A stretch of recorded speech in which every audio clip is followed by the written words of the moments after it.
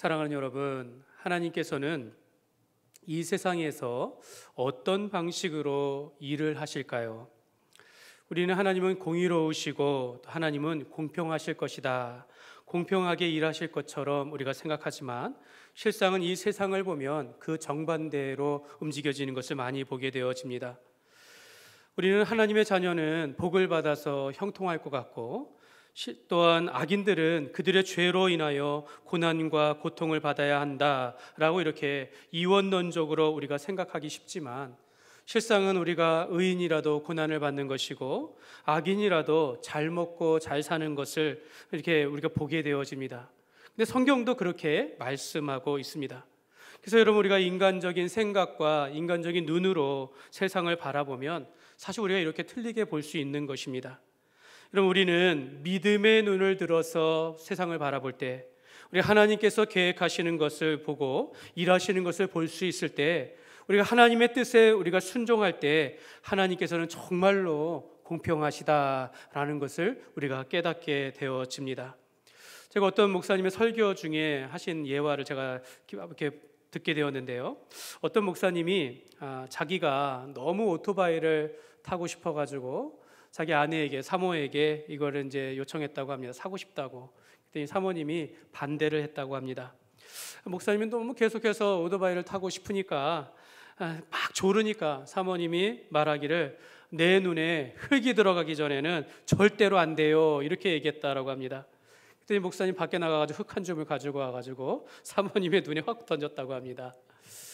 여러분, 이 사모님이나 이 목사님이나 한 사람은 정말로 어떤 극단적인 말들을 통하여 내 눈에 흙이 들기 전에는 이거 못한다 라고 하면서 일을 결정해버리고, 한 사람은 극단적인 행동을 통하여 내가 흙을 던져놔가지고 내가 하고 싶은 일을 하게 된다라는 것입니다. 여러분, 이것이 얼마나 어리석고 답답한 일입니까? 그러나 여러분, 그리스도인들은 일을 결정하고 행하는 일에 있어서 이렇게 우리가 세상의 방식처럼 하는 것이 아니라 하나님의 뜻을 구하며 하나님께 지혜를 구하는 것입니다. 사람의 방식이 아니라 하나님의 방식으로 우리가 삶을 살아가야 합니다. 하나님은 우리가 인간의 지혜로움이나 어리석음이나 인간의 강함이나 약함이나 또는 인간의 부유함이나 가난함과 상관없이 오직 그의 독생자 예수 그리스도의 그 십자가의 공로를 기준으로 이 세상을 운영하시고 모든 일을 행하시게 되어집니다. 하나님은 오히려 세상 가운데 연약한 자를 들어 강하게 하시기도 하고 미련한 자를 들어 지혜롭게 하시기도 하면서, 그러니까 우리가 세상에 우리가 눈은 보는 것과는 다르게 하나님께서 행하신다라는 것입니다. 이것이 불공평해 보고 기울어진 세상 같지만 하나님께서 일하는 방식이 하나님의 뜻 안에서 움직여진다라는 것입니다. 여러분, 이는 우리가 신자가 이제 예수님의 십자가와 그 부활의 이 예수님의 복음을 믿음으로 우리가 구원을 받고 이제 새 사람이 되어지면서 이제는 우리가 예수님의 십자가를 붙잡고 살아가고 예수의 복음으로 말미암아 살게 되는 것과 다르지 않은 것입니다. 오늘 우리가 예수님을 믿음으로 살아갈 때 우리가 올바르게 살아갈 수 있는 것이지, 세상의 방식과 욕심을 따라가면 늘 우리는 잘못된 판단과 결정을 할 수 있다는 것을 우리가 알게 되어집니다. 사도행전 15장은 하나님께서 그의 뜻과 일을 어떻게 이루어 가시는지를 보여주고 있습니다. 결론부터 말하면 하나님은 교회를 통하여서 주님의 뜻을, 그의 뜻을 이루어 가십니다. 하나님은 교회에게 하나님의 일들을 할 수 있도록 결정하고 행할 수 있는 이러한 권위를 교회에 주셨습니다. 오늘 이 시간 하나님께서 교회를 통하여 어떻게 하나님의 그의 뜻을 이루어 가시는지를 우리가 살펴보면서 교회된 우리가 하나님께서 일하시는 그런 성선한 통로가 되시기를 주님의 이름으로 축복합니다. 오늘 본문의 배경 가운데 바울과 바나바의 1차 선교 여행이 끝났습니다. 여러분, 이 바울과 바나바는 수리와, 이 그림에 보시는 대로 여러분의 방향에서 오른쪽을 보시면 안디옥이라고 써 있는데 수리아 안디옥입니다. 이 안디옥에서 바나바와 바울이 파송을 받아서 구브로 섬을 지나가서 또 무트로 올라가 가지고 버가와 비시디아 안디옥과 이고니온과 루스드라와 더베에 이르기까지 그곳에 이르러서 예수의 복음을 전하면서 다시 안디옥으로, 수리아 안디옥으로 돌아오게 되어집니다. 그러면서 수리아 안디옥에 돌아와서 그동안에 있었던 일들을, 놀라운 일들을 보고하면서 하나님의 은혜를 나누었습니다. 사도행전 14장 27절 말씀에 보면 그들이 이르러 교회를 모아 하나님이 함께 행하신 모든 일과 이방인들에게 믿음의 문을 여신 것을 보고하고 말합니다. 바울과 바나바의 이 소아시아 선교를 통해서 복음이 전파되는 곳마다 수많은 사람들이 예수를 믿게 되어지는데, 이게 이제는 이방인들에게까지 믿음의 문이 열려서 그곳에서 신자들이 생겨나며 교회가 세워지게 되었다라고, 그 사람들을 그리스도인이라 불리우게 되어지면서 신자들 안에서 하나님의 놀라운 은총이 있었다라는 것을 보고하게 되어집니다. 그런데 이 같은 놀라운 하나님의 역사, 구원의 역사가 일어나는 중에 여러분, 중대한 갈등이 일어나게 되어집니다. 그것은 예수 그리스도의 복음과 이 모세의 율법과의 충돌이라는 것입니다. 아마도 구약시대로부터 이스라엘을 지배해온 온 율법을 지킴으로 그 민족의 정체성, 바로 정체성을 가지고 있었던 하나님의 이런 선민이라는 이러한 민족의 정체성이 신약시대에 예수님이 오면서부터 이것이 깨어지기 시작한 겁니다. 흔들리기 시작하면서 예수님을 믿음으로 구원에 이른다라는 것, 이것이 이제는 유대인들을 넘어서 이방인에게까지 전파되는 가운데 이런 예수 그리스도의 복음과 그동안 그들이 붙잡았던 이런 모세의 율법이 이렇게 갈등이 일어나게 되어진 것입니다. 안타까운 것은 이 모세 율법과 예수의 복음의 이 충돌이 교회 내부에서 일어나게 되었다라는 것입니다. 여러분, 교회 안에는 다양한 신자들이 있습니다. 가난한 사람들도 있을 수 있고, 부한 사람도 있고, 건강한 사람도 있고, 아픈 사람도 있고, 어린아이에서도 어른에게까지 세대 간의 차이가 있을 수 있습니다. 또한 당시에는요, 귀족과 노예라는 이런 신분 아래에 있었다라는 것이죠. 이뿐만이 아니라 당시에는요, 예수님을 믿고 변화된 사람들 가운데 유대인들 가운데 예수 믿고 변화된 사람이 있고, 유대인들이 아닌 이스라엘 밖에 있는 이방인들 가운데 그리스도인으로서 변화받은 사람들이 함께 경전한다라는 겁니다. 이게 서로 다른 것으로 인하여서 갈등이 일어나기 시작했다라는 것입니다. 이방인들과 유대인들의 가장 큰 차이점이 무엇입니까? 이런 유대인들은 그들의 민족적인 정체성, 하나님의 선민의식을 가지고 있습니다. 그 하나님으로부터 율법을 받고 할례를 행함으로 하나님의 택한 민족이라는 선민의식을 가지고 살아왔다라는 것입니다. 근데 이방인들은 이런 게 없었죠. 율법이 무엇인지, 할례가 무엇인지 전혀 모른 채 그냥 그들의 우상들을 섬기면서 살아왔는데, 이들이 예수님을 믿고 한 교회에 모이게 되어진 것입니다. 특별히 유대인들 가운데 바리새파에 속했던 유대인들은 정말 이 율법에 대해서는 굉장히 독실한 사람들이었습니다. 근데 이들이 예수 믿고 변화받았는데, 그런데 교회 안에서 그리스도 안에서 한 형제들임에도 불구하고 그들에게 모세의 법대로 할례를 행하지 아니하면 능히 구원을 받지 못한다라고 하면서 예수의 복음 위에 또 율법을 그들에게 말했다라는 겁니다. 1절 말씀이 그걸 말씀하고 있는데요, 어떤 사람들이 유대로부터 내려와서 형제들을, 1절 말씀입니다. 1절 말씀 같이 읽겠습니다.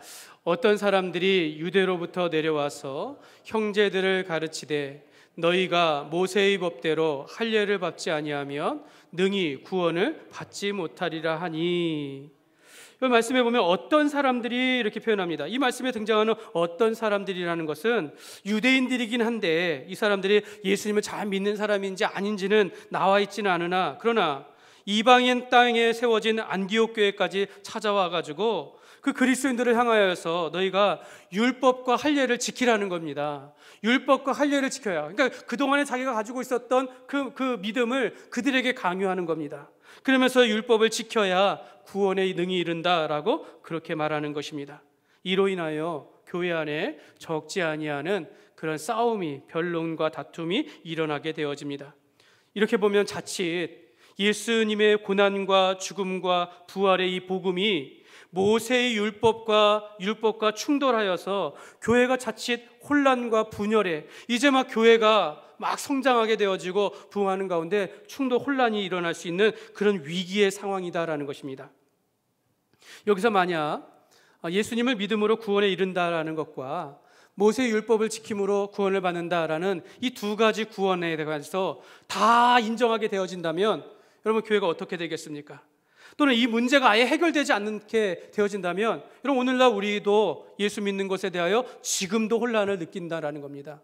지금도 우리가 갈등을 겪을 수밖에 없는 그런 여지가 있을 만한 그런 어려운 상황이다라는 것입니다. 근데 여러분, 사랑하는 여러분, 하나님께서는 실수하지 않으십니다. 하나님의 일하심에는 능히 모든 것을 이루신다라는 겁니다.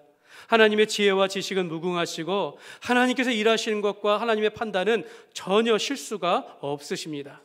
로마서 11장 33절에 보면 깊도다, 우리 같이 읽겠습니다. 깊도다 하나님의 그의 판단은 헤아리지 못할 것이며 그의 길은 찾지 못할 것이로다. 아멘. 여러분, 하나님의 지혜와 하나님의 행하시는 모든 지식의 풍성함은 이루 말할 수 없는 것, 무한하다라는 것입니다. 여러분, 인간의 지혜와 인간의 생각과 판단으로 하나님의 생각과 하나님의 뜻을 우리가 가늠할 수 없다라는 것입니다. 민수기 23장 19절 말씀에 보면 하나님은 사람이 아니시니 거짓말을 하니 아니하시고 인생이 아니시니 후회가 없으시도다.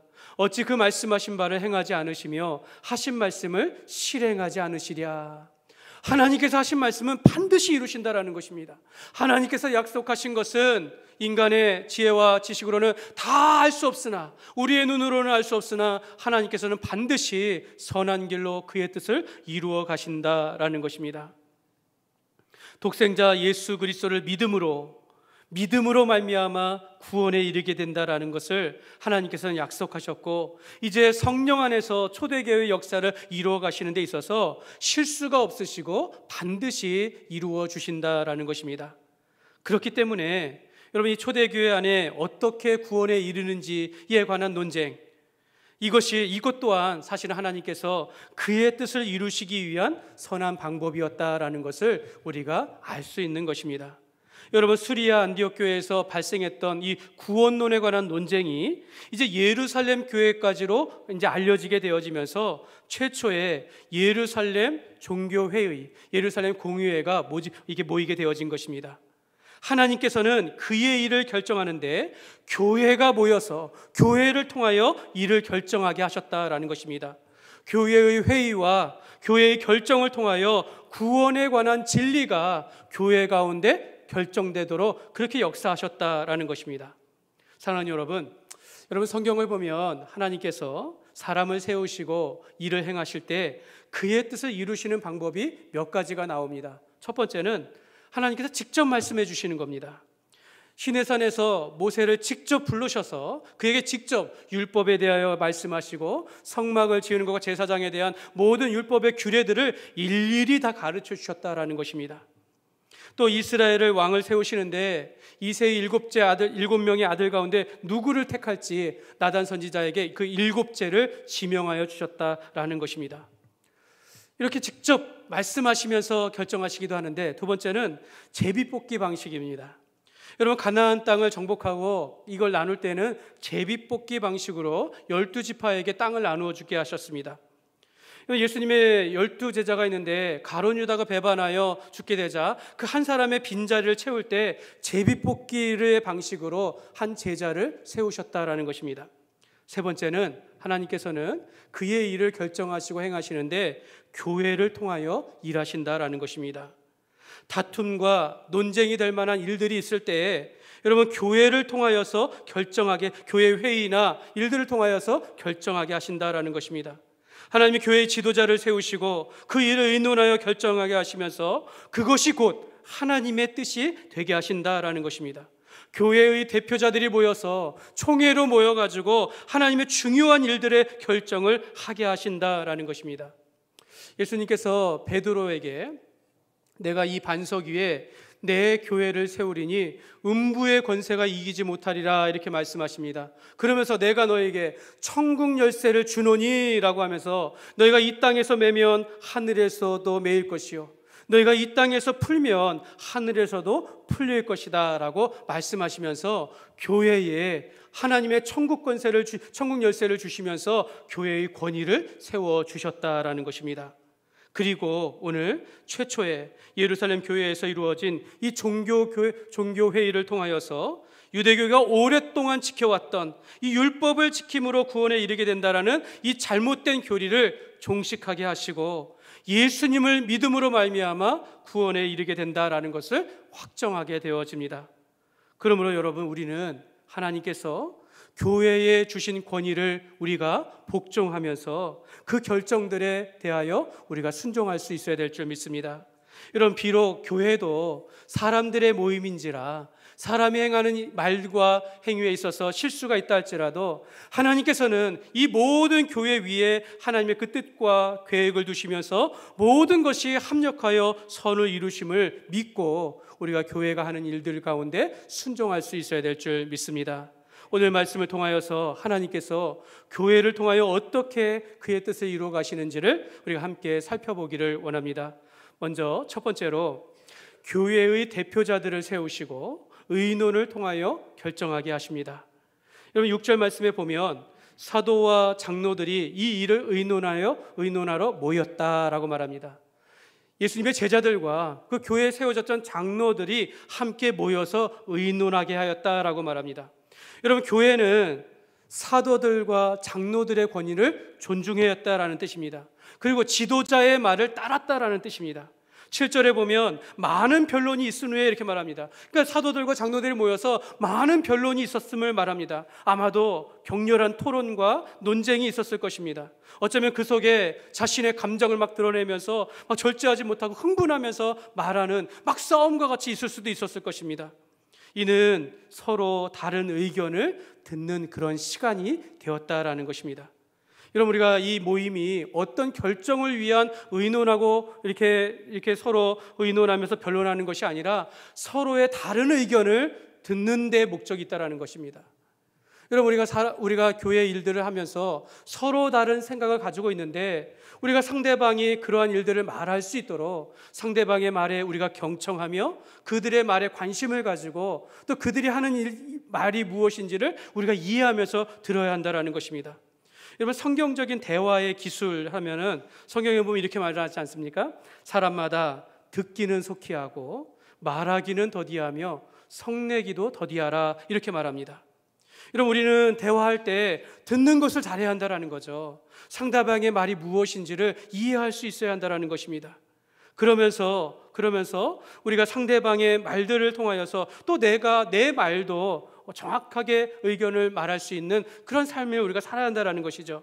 비록 의견을 통하여서 의견을 나누었지만 다수의 의견이 아니다 할지라도 또 소수의 의견으로 결정된다 할지라도 여러분, 그런 일들이 의견과 상관없이 하나님의 뜻 안에서 다르게 일이 결정된다 할지라도 여러분, 우리는 이러한 과정들이 필요하다는 것이죠. 결과적으로는 교회의 대표자를 통하여 대표자의 회의를 통하여서 이 모든 일들이 결정되어질 때 이 모든 일에 우리 모두가 다 순종할 수 있어야 된다라고 말씀하고 있는 것입니다. 초대 교회 안에는요, 분명히 바리새파에 속했던 그런 그리스도인들도 있었고, 그러면서 그들이 할례를 지금까지 평생에 할례를 행하며 율법을 지키는 것이 우리가 하나님의 백성으로서의 정체성을 가지고 있었다라는 이런 마음들이 가득했다가 이제 막 예수님을 믿고 변화되었기 때문에 이전에 가지고 있었던 것을 놓지 못할 수도 있었다라는 것입니다. 그들 가운데 장로들도 있었을 것입니다. 그들이 말하면서 주장하였지만 이러한 의논들을 통하여서 바꾸어 간다라는 것입니다. 이방인 그리스도인들과 비교하여 오히려 유대인 그리스도인들은 그 마음에 많은 혼란을 가졌을 것입니다. 이에 대하여 바울과 바나바가 그들 앞에서 율법과 할례를 주장하는 이들에 대하여 적극적으로 막으면서 자기들이 지금까지 여러 지역을 다니면서 이방인들이 율법이 아니라 복음을 듣고 주님께로 돌아온 일들을 말하면서 우리가 전하는 십자가로 인하여 더 이상 이들이 율법에 얽매이지 않는 삶을 하나님께서 허락하셨다라는 것을 증거하게 되어집니다. 만약 율법을 통하여 구원에 이르게 된다라는 것을 여전히 주장하게 되어진다면 이는 예수님께서 우리를 위하여 우리의 죄를 사하시고 우리를 구원하시기 위하여 이 땅에 오시고 그가 십자가에 못 박혀 죽으신 이 십자가의 공로를 다 무효화시킨다라는 것입니다. 그렇기 때문에 바울과 바나바는 그 현장 가운데 있었던 하나님의 놀라운 일들을 그들에게 말하면서 율법과 할례는 아니다라고 적극적으로 막게 되어진 것입니다. 그리고 나서 예수님의 수제자인 베드로가 말을 합니다. 여러분, 제자들 중에 수제자였던 베드로가 이 말을 하니 얼마나 큰 영향력이 있겠습니까? 근데 베드로도 예수의 복음을, 여러분, 베드로도 바울도 바나바도 다 유대인들입니다. 그럼에도 이들은 예수의 복음을 주장하는 겁니다.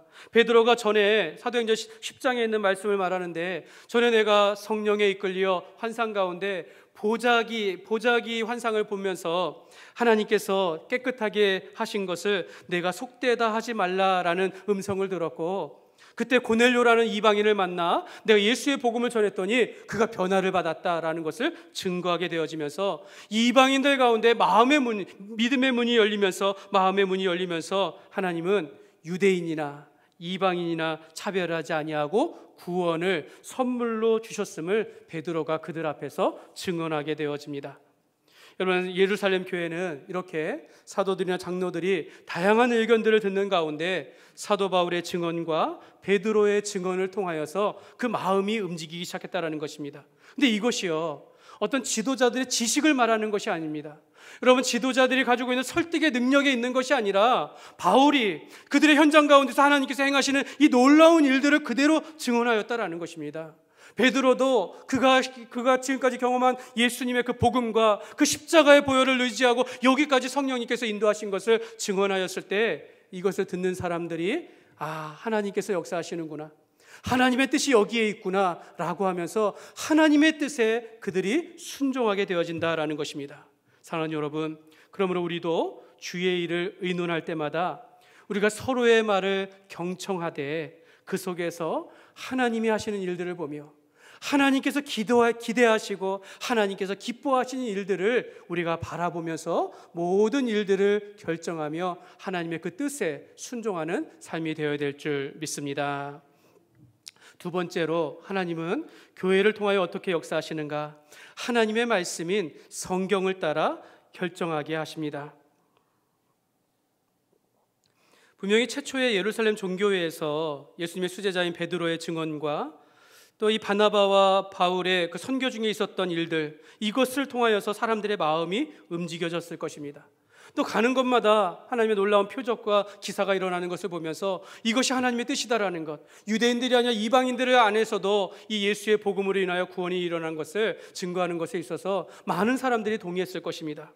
이제 최종적으로 이 예루살렘 교회의 수장이었던, 예루살렘 공의회의 오늘날로 말하면 총회장으로 이었던 야고보가 일어나서 최종 변론을 하게 되어집니다. 그리고 결정을 하게 되어집니다. 야고보는 모르겠습니다. 이 예루살렘 교회와 이 공의회 수장답게 어떤 사람의 방식대로 한 것이 아니라 하나님의 역사가 지금까지 바울이나 베드로가 증언한 것들이 어떤 일시적인 현상이 아니라 이는 하나님의 약속과 하나님의 계획 안에서 구약의 성경의 말씀 가운데 이루어진 하나님의 뜻이었음을 그들에게 가르쳐주고 있다는 것입니다. 여러분, 그 말씀이 15절에서 17절 말씀인데요, 천천히 보겠습니다. 선지자들의 말씀이 이와 일치하도다. 그러니까 구약의 말씀들이 오늘 이들이 증언한 것과 일치한다라는 겁니다. 이후에 내가 돌아와서 다윗의 무너진 장막을 다시 지으며 또 그 허물어진 것을 다시 지어 일으키시리니 이는 그 남은 사람들과 내 이름으로 일컬음을 받는 모든 이방인들로 주를 찾게 하려 함이라 하셨으니, 하나님께서 다윗과 언약을 맺으시면서 내가 내 후손으로 그리스도가 오게 하시고 너의 나라가 영원하게 하리라 라고 말씀하신 것처럼 이 야고보는 아모스 선지자의 말을 인용하여서, 선지자의 말씀을 인용하여서 하나님께서 이스라엘이 하나님을 떠나 바벨론에 멸망을 당했을 때 하나님 그 남은 자들과 이방인의 백성들을 통하여 하나님의 나라를 다시 세우겠다라고 말씀하신 것이 바로 지금 이것이다라는 것입니다. 예수님께서 이 땅에 오시고 예수님의 복음으로 말미암아 이 땅 가운데 복음이 증거되어지는 이 모든 역사는 하나님의 말씀 가운데 이루어진 역사라는 것을 그들에게 말하게 되어지는 것입니다. 그러면서 하나님은 유대인을 넘어 이방인 중에서 그의 백성을 찾으시면서 이 모든 말씀들이 하나님의 말씀대로 이루어졌음을 말하면서 더 이상 구약의 율법이나 할례로 인하여서 구원을 받는다라고 말하지 말라라고 하면서 결정하게 되어집니다. 여러분, 여기서 볼 수 있듯이 하나님은 야고보를 통하여서 하나님의 약속과 성경의 말씀을 바탕으로 최종적인 결정을 하게 하시면서 이 구원론의 논쟁을 이것을 다 마무리하고 종식하게 하십니다. 사랑하는 여러분, 우리가 이 땅을 살아가면서 일을 결정하고 행하는 일에 있어서 무엇이 우리의 삶의 기준이 되고 있습니까? 여러분, 성경은 하나님의 살아있는 말씀인 줄 믿습니다. 여러분, 인간의 구원과 우리 신앙생활에 있어서 중요한 지침서가 되는 것입니다. 여러분, 우리는 오직 성경만이 신적인 권위를 가진 하나님의 말씀으로, 유일한 진리의 말씀으로 우리가 믿는 줄 믿습니다. 그러므로 우리가 다른 어떤 전통이나 관습이나 내가 중요하게 생각했던 그것이 아니라, 또 어떤 유력한 사람들의 말을 우리가 따라가는 것이 아니라 성경이 하나님의 말씀임을 우리가 믿고 우리의 구원에 대한 확신을 성경을 통하여 가지며 우리의 신앙생활에 있어서 우리 하나님의 말씀을 따라 살아가는 저와 여러분이 되시기를 주님의 이름으로 축복합니다. 세 번째로, 하나님께서는 교회의 결정을 하나님의 뜻으로 따르게 하십니다. 여러분, 예루살렘 총회의 수장이었던 야고보의 결론을 통하여서 이제 율법을 구원의 근거라고 여겼던 유대인 그리스도인들을 설득하는 데 이제 성공한 겁니다. 그들이 말했던 것들을 이제 종식시키고 예수님의 구원, 예수님으로 믿음으로 말미암아 구원을 받는다라는 것에 대하여 확정하게 되어지고, 이제 반대로 이방인 그리스도인들을 향하여서는 우리가 어떻게 살아야 할지에 대하여 말하게 되어집니다. 몇 가지 규범들을 세우는데요. 20절 말씀입니다. 20절 말씀에 보면 같이 읽겠습니다. 다만 우상의 더러운 것과 피를 멀리하라고 편지하는 것이 옳으니.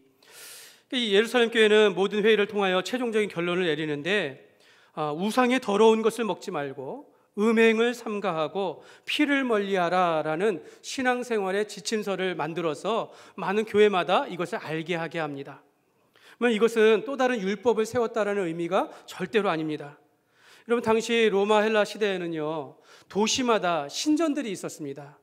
그들이 섬기는 신돌이 있고 그 신들 가운데 짐승들을 바치면서 제사를 지내는데, 거기에서 사용된 고기들이 이 시장에 유통되고 있었다라는 겁니다. 이 고기들을 가까이 하지 말라라는 겁니다. 우상의 음식을 먹지 말라라는 겁니다. 이는 그 도시에 있는 그런 우상의 음식들을 먹는 것은 곧 우상 숭배와 같으니 이제 예수님 안에서 그런 것들을 먹지 말라라고 그렇게 말하는 것입니다. 또 음행을 삼가라는 것은 너희가 이러한 제사와 제단 이런 가운데서 음행을 아무렇지도 않게 행하면서 음란하게 살았는데 이제는 주님 안에서 정결하고 순결하게 살아가야 할 것을 말씀하고 있는 것입니다.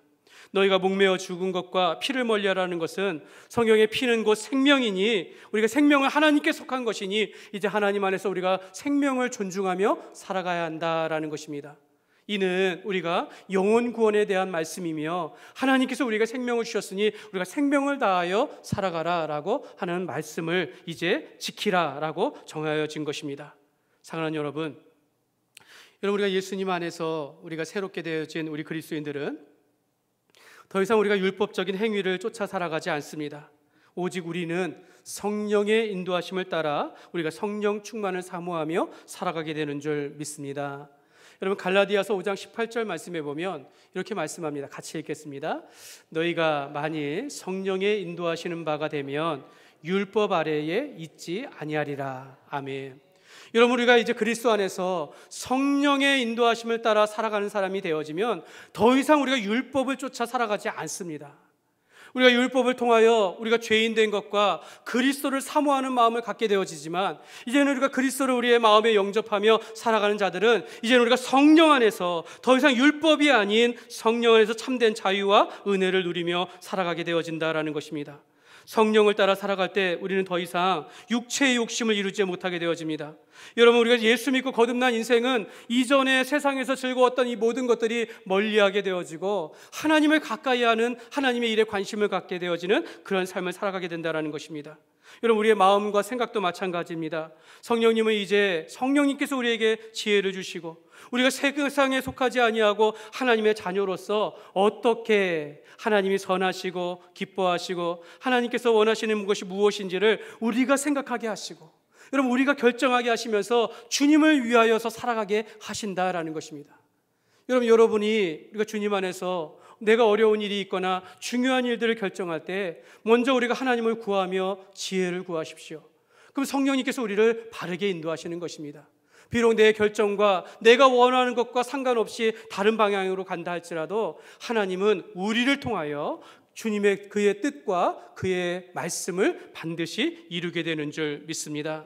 여러분, 우리는 이 땅을 살아갈 때 그러므로 우리가 마음의 변화를 받아 하나님이 기뻐하시는 일들을 우리가 추구하면서 우리 하나님의 자녀로서 합당한 삶을 살아가시기를 주님의 이름으로 축복합니다.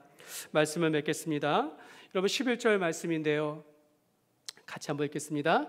그러나 우리는 그들이 우리와 동일하게 주 예수의 은혜로 구원받는 줄로 믿노라 하니라.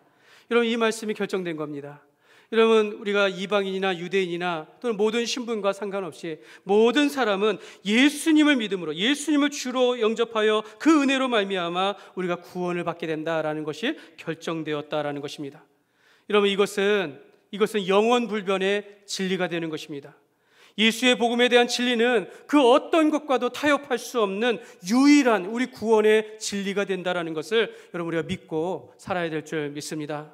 근데 여러분, 우리도 이 바리새파 그 그리스도인들과 같이 여러분, 우리가 우리의 전통과 우리의 관습에 사로잡혀 가지고 나는 유대인처럼 행동하며 또 다른 이제 이방인들 가운데 이제 막 새신자로서 초신자들에게 우리의 멍에를 그들에게 지울 수 있다는 것을 우리가 조심해야 합니다. 여러분, 우리가 세상을 사랑하지 않고 우리가 거룩하게 살아간다라고 해서 아직 믿음의 초신자들에게 어떤 금욕주의를 강요하거나 엄격한 신앙생활을 우리가 강요할 수 없다라는 것입니다. 여러분, 이것이 바로 율법이 되는 것입니다. 사도 바울은 우상의 제물에 대해서 예루살렘 교회에서 결정된 것, 너희가 우상의 제물을 먹지 말라, 이것을 결정대로 따라가야 했는데 고린도 교회에 또 다른 문제가 생겼다는 것입니다. 우상의 제물을 먹는 것은 곧 우상 숭배하는 것과 같다라는 것에 대해서 이것이 그들의 지식이 되어지고 교만이 되어져서 이걸 지키지 않는 자들을 향하여 정죄하고 비판하였다라는 것입니다. 이 문제로 인하여서 사도 바울이 이렇게 말합니다. 모든 일을 행할 때 너희가 사랑으로 행하며 너희가 덕을 세우는 것에 힘쓰라라고 말합니다. 그래서 여러분, 예루살렘 종교에서는 우상의 음식을 먹지 말라라고 했지만 오히려 여러분, 사람 생각해 보면 모든 우상이라는 것이 다 사실 사람이 만들어낸 것 아닙니까? 조각해서 만들어서 거기서 절하는 거 아닙니까? 그 사실 아무것도 아니다라는 겁니다. 그러니 그 음식도 사실은 아무것도 아니니 너희가 그냥 먹으면 된다, 이렇게 말하게 됐다라는 겁니다. 처음에는 이방인 그리스도인들을 향해서 그들의 믿음을 지키기 위하여 먹지 말라라고 이야기했지만 이것이 오히려 지식이 되고 교만이 돼서 다른 사람을 정죄하니까 그러지 않다라는 겁니다.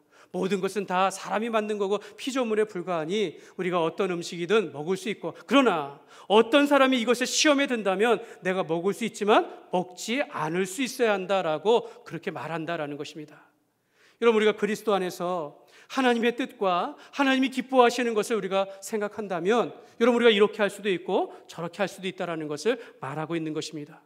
모든 일은 사랑으로 행하며 교회의 덕을 세우기를 힘쓰라라고 말씀하고 있는 것입니다. 사랑하는 여러분, 그러므로 우리도 언제든지 교만하여 다른 사람을 비난하고 정죄할 수 있다는 것, 여러분, 이것을 우리가 조심해야 될 줄 믿습니다. 예수님께서 우리를 살리시기 위해서 고난을 받으시고 사흘 만에 부활하신 이 복음에 대하여서는 우리가 흔들리지 아니하는 믿음을 우리가 가지면서 신앙생활에 있어서는 항상 성령의 인도하심을 따라서 우리가 인격적인 열매를 맺으며 모든 일을 지혜롭게 하기를 힘쓰면서 우리가 연약한 자들과 또 믿음에서 이제 자라가는 자들과 함께 한 마음과 한 뜻 되어서 우리가 주님 안에서 기쁨과 행복이 가득한 신앙생활을 하시기를 주님의 이름으로 축원합니다. 이제 우리 함께